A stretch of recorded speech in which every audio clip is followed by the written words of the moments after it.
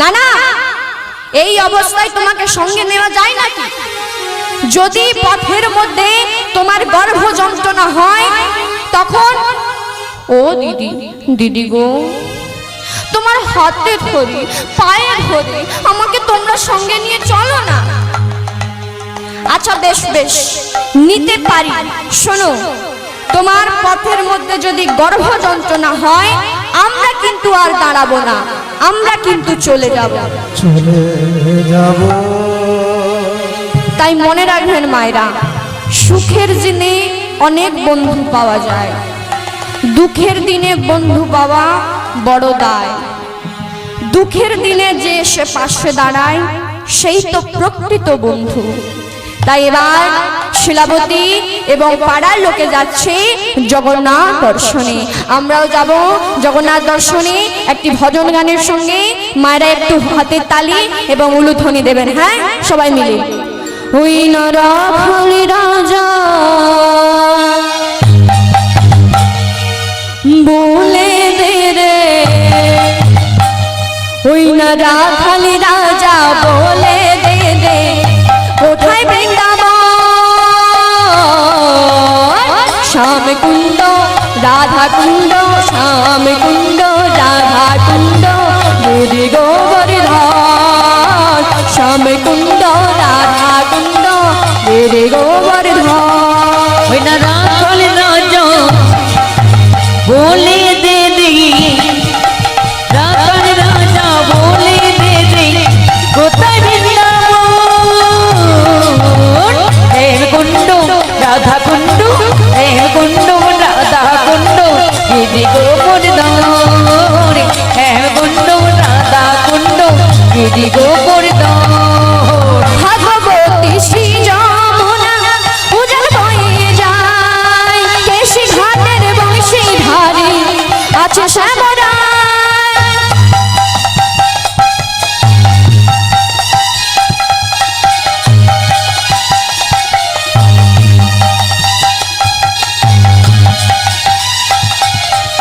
ভাগবতী শ্রী যমুনা উজান বয়ে যায়, কেশি ঘাটের বংশী ধারে আছে শ্যামরা।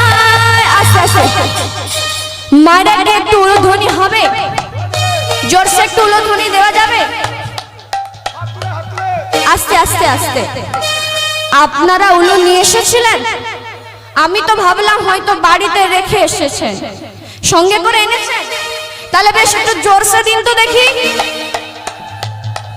বাহ, বাঁশরি বাজাই হো কালা, বাঁশরি বাজাই, বসে শেষে রাখাল রাজা বাঁশুরি বাজায়, বসে শেষে রাখাল রাজা বাঁশুরি বাজায়।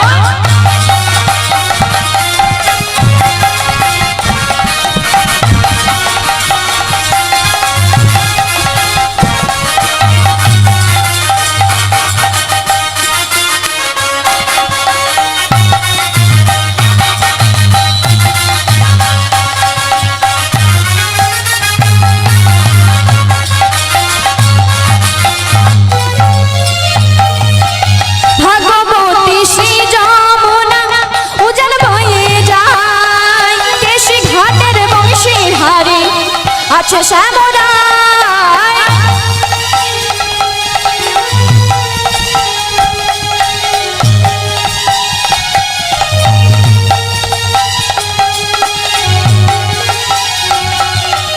ভাগবতী শ্রী যমুনা উজান বয়ে যায়, কেশি ঘাটের বংশী ধারে আছে শ্যামরা। বাঁশরি বাজাই হো কালা, বাঁশরি বাজাই, কষ্ট শেষে রাখাল রাজা বাঁশুরি বাজায়, বসে শেষে রাখাল রাজা বাঁশুরি বাজায়। ওই না রাখাল রাজা বলে দে দে, রাখাল রাজা বলে দে দে, কোথায় বৃন্দাবন, শ্যাম কুণ্ড রাধা কুণ্ড, শ্যাম কুণ্ড রাধা কুণ্ড, গিরি গোবর্ধন, শ্যাম কুণ্ড রাধা কুণ্ড, গিরি গোবর্ধন।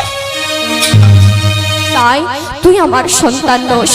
এই বলে শিলাবতী কি করলো মা, ওই জঙ্গলের মধ্যে শিশুটিকে ছেড়ে দিল।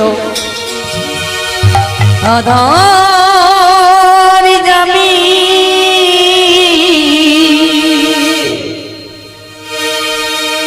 হে কয়ামি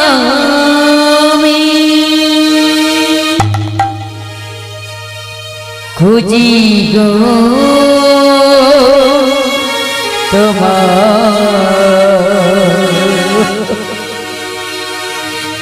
হাতরে পার করি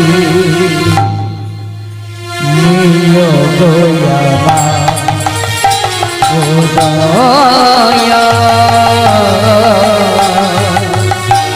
হাতরে পার করি নিয় গোয়ামা আধার যাবি একায়ামি খুঁজিব তোমার হাতরে পার করি নিয়া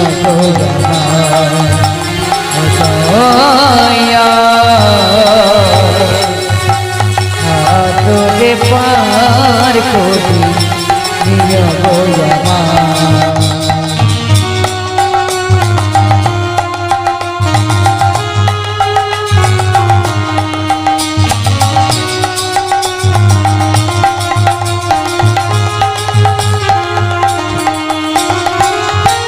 রাধা যমন মদন মোহন তুমি গিরি ধারি অহরঙ্গ বংশের ধ্বনি শুনি গো তোমারি দয়াময় কি বাবা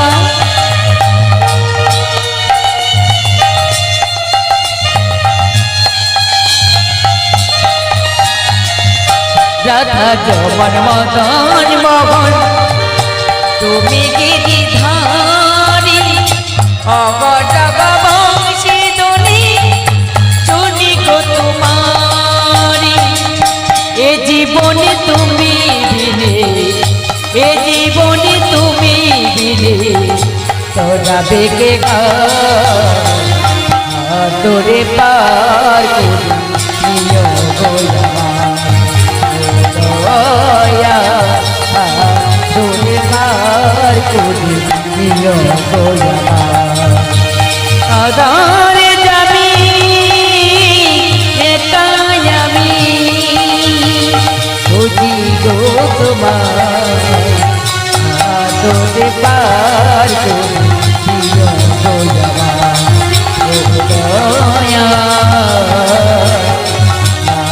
তোরে পার করি নিয় গোয়ামা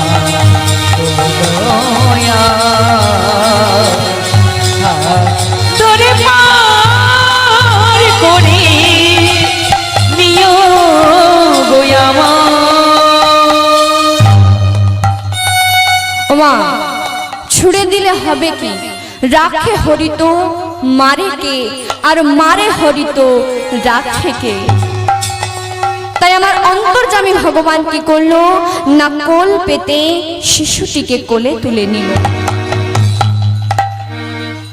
তাই দেখুন না মা, আজ আমাদের কলিযুগে এতটাই দুরবস্থা যে কারো কীর্তন শোনার সময় নেই। কি বাবা, তাই তো 3 ঘন্টা মাত্র লীলা হয়, সেটা শোনার কারো সময় নেই। আজকে যে কমিটি দাদা ভাইরা এত কষ্ট করে আপনাদের বাড়ি বাড়ি গিয়ে চাঁদা সংগ্রহ করে এই যে অখণ্ড হরিনাম সংকীর্তনের আয়োজন করেছে, কিন্তু এই কলিযুগের মায়েদের বাবাদের কীর্তন শোনা বা হরিনাম করার বিন্দু মাত্র কারো সময় নেই। তাই এই অন্তর্যামী ভগবান এই শিশুটিকে কোল পেতে তুলে নিল। আর অন্তর্যামী ভগবান মনে মনে চিন্তা করছে, মা তো আমাকে দর্শন করার জন্য এত দুঃখ এত কষ্ট সহ্য করেছে, তাই মাকে যে আমার কাছে নিয়ে আসতে হবে আমাকে। এই বলে অন্তর্যামী ভগবান কি করলো, মা না রাখাল বালকের বেশ ধরে মায়ের কাছে গিয়ে বলছে, মা ও মা চলো মা, তোমাকে আমি জগন্নাথ দর্শনে নিয়ে যাব। তাই ভগবান কি করলো না শিলাবতীর হাত ধরে নিয়ে গিয়ে জগন্নাথ দর্শন করাচ্ছে। ও মা দেখো, ওই রথের মধ্যে জগন্নাথ বলরাম মা সুভদ্রা বসে রয়েছে। মা তখন প্রাণ ভরে দর্শন করছে।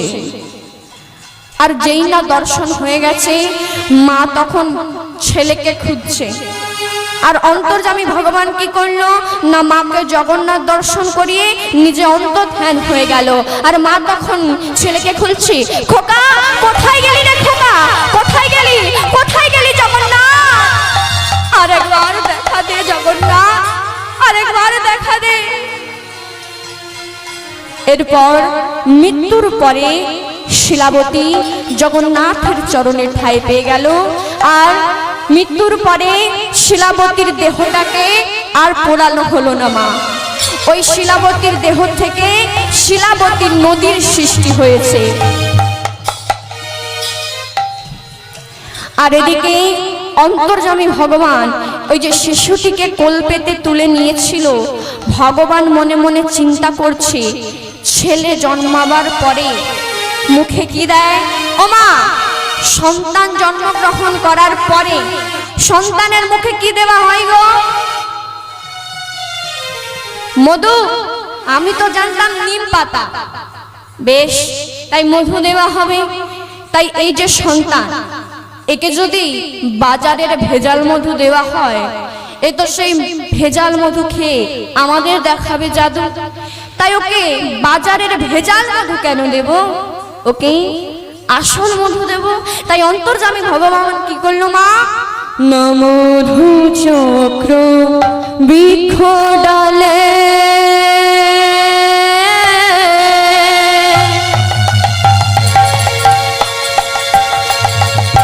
সৃজন করিল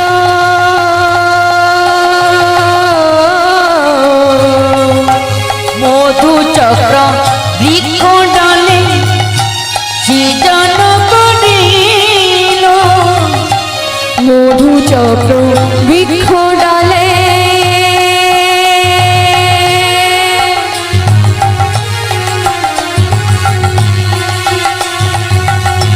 সৃজন করিল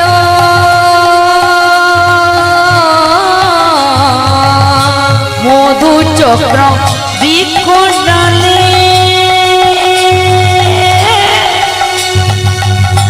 সৃজন করিল,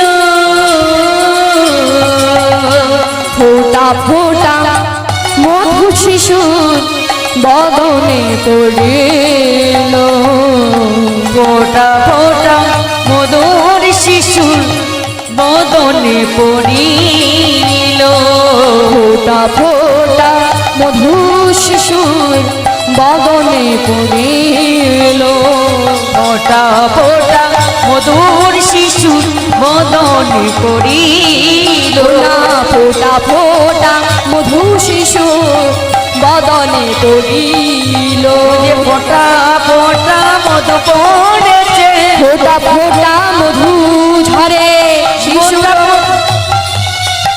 ফোটা ফোটা মধু ঝরে শিশুর বদন কমলে, ফোটা ফোটা মধু ঝরে শিশুর বদন কমলে, ফোটা ফোটা মধু পড়ে জিলাই গজনন্দে হরি হরি বল। ফোটা ফোটা মধু ঝরে শিশুর বদন কমলে, হরি হরি হরি বলে ফোটা ফোটা মধু পড়ে, হরি হরি হরি বলে ওরে ফোটা ফোটা মধু পড়ে, ফোটা ফোটা মধু পড়ে।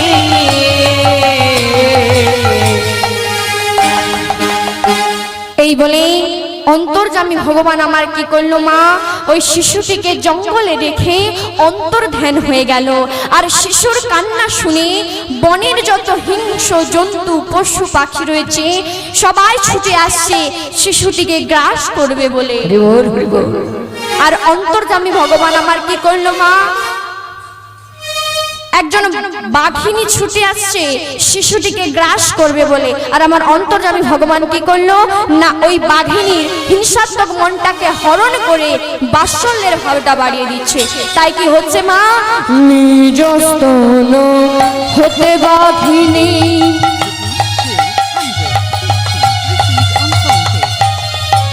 দুগ্ধ ঝরায়, মায়ের মতো আদর করে শিশু দেখাবা, মায়ের মতো আদর করে শিশু দেখাবা, মায়ের মতো আদর করে শিশু দেখাবা, মায়ের মতো আদর করে শিশু দেখাবা। এই তো লীলার বৈশিষ্ট্যতা, এই তো লীলা বৈশিষ্ট্যতা, বাঘের দুগ্ধ মানুষে খায়, এই তো লীলার বৈশিষ্ট্যতা, বাঘের দুগ্ধ মানুষে খায়, এই তো লীলার বৈশিষ্ট্যতা, বাঘের দুগ্ধ মানুষে খায়, এই তো লীলার বৈশিষ্ট্যতা, বাঘের দুগ্ধ মানুষে খায়, এই তো লীলার বৈশিষ্ট্যতা, গরি গরি গরি বলে, এই তো লীলার বৈশিষ্ট্যতা, গরি গরি গরি বলে, এই তো লীলার বৈশিষ্ট্যতা, গরি গরি গরি বলে, এই তো লীলার বৈশিষ্ট্যতা, এই তো লীলার বৈশিষ্ট্যতা। এই বলে সেই বাঘিনী সন্তানটিকে জঙ্গলের মধ্যে রেখে চলে গেল। আর এইভাবে পরের দিন সকালবেলা একজন কাঠকুড়ানি মাসি এসেছে জঙ্গলে কাঠ পোড়াতে। আর কোথা থেকে যেন একজন শিশুর কান্নার আওয়াজ আসছে। আর ওই কাঠকুড়ানি মাসি কিছুটা এগিয়ে গিয়ে দেখছে একটি মাটিতে শিশুটি পড়ে পড়ে কান্নাকাটি করছে। তখন ওই অনন্ত বাগদির মেয়ে কি করলো মা, না ওই শিশুটিকে কোলে তুলে নিয়ে বলছে, আহারে এত সুন্দর সন্তান কে এমন ভাবে জঙ্গলে ফেলে গেল, কাকে দেওয়া যায় বলো তো? হ্যাঁ, আমাদের পাশের পাড়ায় একজন ব্রাহ্মণ আর ব্রাহ্মণী রয়েছে, ওদের তো কোনো সন্তান নেই, যাই আমি ওদেরকে গিয়ে দিয়ে আসি। এই বলে সেই অনন্ত বাগদির মেয়ে অতি তাড়াতাড়ি শিশুরে নইয়া যায় ব্রাহ্মণের বাড়ি। আর ব্রাহ্মণ আর ব্রাহ্মণীর বাড়ি গিয়ে বলছে, ও ব্রাহ্মণ, ও ব্রাহ্মণী, দরজা খোলো।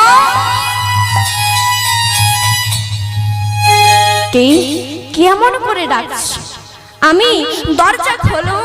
আর যেই না দরজা খুলে দিয়েছে, অনন্ত বাগদির মেয়ে বলছে, ও ব্রাহ্মণ, ও ব্রাহ্মণী, এই নাও এই শিশুটিকে আজ থেকে তোমাদের পরিচয় বড় করো, তোমাদের তো কোনো সন্তান নেই, এই নাও আজ থেকে তোমাদের পরিচয়ে একে বড় করো। কার সন্তান, কোথা থেকে এনেছো বলো? জানো, আমি আজ সকালে ওই জঙ্গলে কাঠ কুড়াতে গিয়েছিলাম। আমি ওই জঙ্গলে কাঠ কুড়াতে গিয়েছিলাম, ওখানে মাটিতে পড়ে শিশুটি কান্নাকাটি করছিল, আমি ওখান থেকে ওকে নিয়ে এসেছি। এই না, আজ থেকে একে তোমাদের পরিচয় বড় করো। বেশ, এই বলে ব্রাহ্মণ আর ব্রাহ্মণী কি করলো মা, না আনন্দের সহিত শিশুটিকে কোলে তুলে নিল। আর দেখতে দেখতে সেই শিশুটি যখন 7 মাস বয়স কম হইল, পাড়ার লোকে বলছে, ও ব্রাহ্মণ, ও ব্রাহ্মণী, কবে করবে আয়োজন তোমার ছেলের অন্নপ্রাশন? ও মা, 7 মাস হলে, ছেলের 7 মাস হলে কি করা হয় গো? অন্নপ্রাশন। তাই অন্নপ্রাশনকে সন্ধি বিচ্ছেদ করলে কি হবে? অন্ন যুক্ত প্রাশ। অন্ন মানে ভাত নয়, শাস্ত্রে বলেছে যতক্ষণ কোনো বস্তু পরম ব্রহ্মকে আস্বাদন করানো না হয় ততক্ষণ তাকে অন্ন বলা যাবে না। যদি কোনো বস্তু পরম ব্রহ্মকে আস্বাদন করানো হয় তখন তাকে অন্ন বলা হয়। তারপর এলো প্রাস।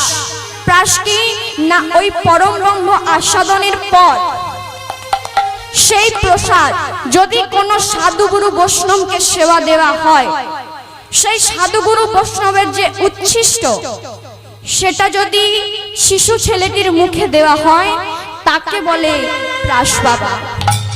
আর এখন তো আর ওই নিয়মে অন্নপ্রাশন হয় না। কি হয় মা? না বড় সড়ো মাছের মাথা এনে আগে ছেলের মুখে ঢুকিয়ে দিচ্ছি। কেন না আমার ছেলে মাছের মাথা না খেলে আমার ছেলের মাথা খুলবে না। তাই তো ছেলে প্রথমে মায়ের মাথা খেলো, তারপর বাবার মাথা খেলো, তারপর পাড়া প্রতিবেশীর মাথা খেলো, তারপর দেশের মাথা খেলো। তাই ওকে সাধু ভাষায় অন্নপ্রাশন না বলে ওকে বলা হয় মুখে ভাত। তাই এই ছেলেটি শুভ দিনে শুভক্ষণে অন্নপ্রাশন হবে। তাই সিংহ রাশি সিংহ লগ্ন, নাম রাখা হলো গোপাল সিংহ। গোপাল সিংহ। দেখতে দেখতে ছেলেটি যখন 7 মাস বয়স পেরিয়ে 10টা বছর বয়স হয়েছে, মাকে বলছে, মা ও মা আমি গোঠে যাব, ধেনু বৎস সঙ্গে নেব। কি বলছিস? শোন, বেশ তুই যখন গোঠে যাবি বলছিস তাহলে শোন, বৃন্দাবনে যিনি গোচারণ করে তার নাম গোপাল, আর তোর নামও গোপাল।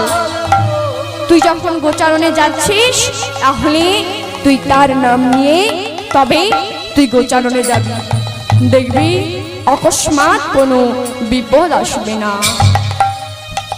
এই ভাই এবার আমরাও যাব গোচারণে। ওমা আমরা এবার গোচারণ লীলা দর্শন করব। সবাই মিলে একটু উলুধ্বনি দিয়ে হাতে তালি দিয়ে আমরাও গোচারণ লীলা আজ দর্শন করছি। ছোটে ছোটে গাইয়া ছোটে ছোটে গায়, ছোট সনের মদন গোপাল। छोटी छोटी गैया छोटी छोटी बाल, छोटी छोटी गैया छोटी छोटी बाल, छोटे से मेरू मदन गोपाल। छोटी गैया छोटे छोटे बाल, छोटा सा मेरो मदन गोपाल। छोटी छोटी गैया छोटी छोटी बाल, छोटे से मेरू मदन गोपाल। घास खाई गैया दूध पीने ग्वाल, घास खाई गैया दूध पीने ग्वाल, घास खाई गैया दूध पीने ग्वाल, घास खाई गैया दूध पीने ग्वाल। माखन खाबे मेरो मदन गोपाल। छोटी छोटी गैया छोटी छोटी बाल, छोटे से मेरू मदन गोपाल। छोटी छोटी छोटी छोटी गैया छोटी छोटी बाल, छोटी से मेरू मदन गोपाल। छोटे छोटे लकुटी छोटे छोटे हाथ, छोटे छोटे लकुटी छोटे छोटे हाथ, छोटे छोटे लकुटी छोटे छोटे हाथ, छोटे छोटे लकुटी छोटे छोटे हाथ। बीच में मेरो मदन गोपाल। छोटी छोटी छोटी छोटी गैया छोटी छोटी बाल, छोटे से मेरू मदन गोपाल। छोटी छोटी गैया छोटी छोटी बाल, छोटे से मेरू मदन गोपाल। छोटे से मेरू मदन गोपाल, छोटे से मेरू मदन गोपाल, छोटे से मेरू मदन गोपाल। এইভাবে গোপাল আমার পশু পাখিদের সঙ্গে নৃত্য করছে। একদিন সারা রাত্রি পশু পাখিদের সঙ্গে নৃত্য করে প্রভাতকালে ওই জঙ্গলের মধ্যে শয়ন করলেন। আর এদিকে ব্রাহ্মণ আর ব্রাহ্মণী বলছে, ও ব্রাহ্মণ ও ব্রাহ্মণী, দেখো না আমার গোপাল আজ সকাল থেকে সন্ধে হয়ে গেল, আমার গোপাল কেন বাড়ি ফিরে এলো না? যাও না দেখে এসো না আমার গোপাল কেন বাড়ি ফিরে এলো না। ব্রাহ্মণী, তুমি চিন্তা করো না, আমি গিয়ে দেখছি গোপাল আমার কেন বাড়ি ফিরে আসছে না। এই বলে ব্রাহ্মণ কি করলো মা, না ওই জঙ্গলে যাচ্ছে গোপালকে খুঁজতে। কিছুটা জঙ্গলের মধ্যে গিয়ে দেখছে একটা গাছের তলায় গোপাল আমার নাগ নাগিনী ছত্র ছায়ায় সুখে নিদ্রা যাচ্ছে।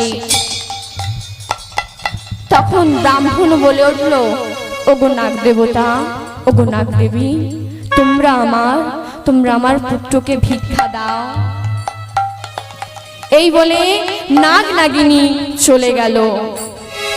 আর ব্রাহ্মণ কি করলো মা, না ছেলেটিকে কোলে তুলে নিয়ে বাড়ি গেল। আর বাড়ি গিয়ে বলছে, ও ব্রাহ্মণী শোনো, আজ থেকে আমাদের ছেলেকে আমাদের উচ্ছিষ্ট আর দিও না। এ কোনো সাধারণ শিশু নয়, কোনো পুণ্যকালে আমাদের ঘরে এসেছে, এ যে দেব শিশু, ওকে আর আমাদের উচ্ছিষ্ট দিও না। আজ থেকে আমি ওকে বিদ্যা অধ্যয়ন করাবো, ওকে আমি টোলে ভর্তি করাবো। যেমন এখনকার ছেলে মেয়েদের ইংলিশ মিডিয়ামে ভর্তি করা হয়, তেমনি আগেকার ছেলে মেয়েদের বাংলা মিডিয়ামে ভর্তি করা হতো। তাদের প্রথম শিক্ষায় কি ছিল জানেন মা? তাদের প্রথম শিক্ষায় ছিল গীতা। আগেকার মুরব্বীরা বলতো, রুচুক বা না রুচুক খেয়ে যাও গীতা, বুঝুক বা না বুঝুক পড়ে যাও গীতা। তাই এই গীতা এমন একটি গ্রন্থ, কারণ লেখা গ্রন্থ নয়। এই গীতা সাক্ষাৎ ভগবানের মুখ নিঃসৃত বাণী। এই গীতা যদি কেউ ভালোবেসে কাছে রাখে, তাতেও তার মঙ্গল। আপনাদের বাড়ির বাবা মায়েরা, দাদা দিদিরা, ভাই বোনরা যে স্কুল কলেজ অফিস আদালতে যায়, তাদের ব্যাগে একটি ছোট্ট গীতা রেখে দেবেন। দেখবেন অকস্মাৎ কোনো বিপদ আসবে না। হযরত মুহাম্মদ উসানবী তার ভক্তদের বলছে, শোনো, আমি তোমাদের আল্লাহ নই, আমি আল্লাহর দূত। এই একই কথা যিশু খ্রিস্ট তার ভক্তদের বলছে, শোনো, আমি তোমাদের ভগবান নই, আমি ভগবানের দূত। এই একই কথা কুরুক্ষেত্রের মাঠে দাঁড়িয়ে ভগবান শ্রীকৃষ্ণ অর্জুনকে বলছে, অর্জুন, আমি যে কথাগুলো বলছি আমি কারো দূত নই, আমি সাক্ষাৎ ভগবান। আমার কথা মহামূল্যবান কথা। তাই এই ভগবানের মহামূল্যবান কথা ওই গীতার মধ্যে রয়েছে। এই গীতা যদি কেউ প্রত্যেক দিন 10টা করে শ্লোক উচ্চারণ করতে পারে, তাতেও তার মঙ্গল। আমাদের ভারতের প্রাক্তন রাষ্ট্রপতি ডক্টর আবুল কালাম, তিনি জাতিতে মুসলিম ছিলেন বাবা, কিন্তু তিনি সারা জীবন গীতা অধ্যয়ন করেছিলেন। তিনি যখন মৃত্যু শয্যায় শয়িত, তখন সাংবাদিকরা গিয়ে বলছে, বলুন সাহেব, আপনি সারা জীবন গীতা অধ্যয়ন করে কি উপলব্ধি করলেন? তখন তিনি উত্তরে বললেন, bridge and wall with the same materials. অর্থাৎ একটি ব্রিজ বানাতে যেমন ইট, বালি, সিমেন্ট লাগে, একটি প্রাচীর বানাতেও ওই একই মালপত্র লাগে। But bridge join the people. But মানে কিন্তু, ব্রিজ কি করে মা? কি করে মা? না আমাদের মধ্যে মেল বন্ধন ঘটায়। এপারের মানুষকে ওপারে যেতে, ওপারের মানুষকে এপারে আসতে আমাদের মধ্যে মেল বন্ধন ঘটায়।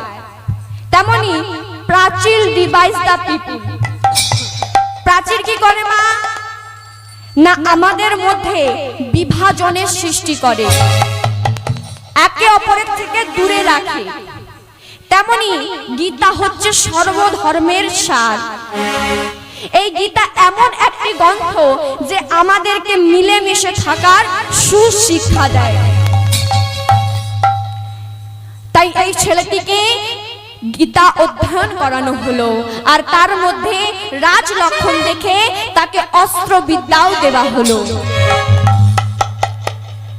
দেখতে দেখতে যখন ছেলেটি বড় হয়ে গেছে, তার বাবাকে বলছে, বাবা, ও বাবা, ওই যে সামনে যে বাঁকা নদীটা রয়েছে, আমি ওখানে জাল ফেলতে যাব। কি বলছিস? তুই তো কোনোদিন জাল ফেলিস না, তুই কি না জাল ফেলতে যাবি বলছিস? না বাবা, যাই না, যদি কিছু পাই, সবাই যাচ্ছে আমিও যাই। বেশ, তুই যখন চাইছিস তাহলে যা, কিন্তু তুই তার নাম নিয়ে জাল ফেলবি, দেখবি অকস্মাৎ কোনো বিপদ আসবে না। চল দিয়ে আমার মন মধুর বৃন্দাবন, যমুনার ধারে ধারে তোমালে জীবন। চল দিয়ে আমার মন মধুর বৃন্দাবন, যমুনার ধারে ধারে তোমালে জীবন।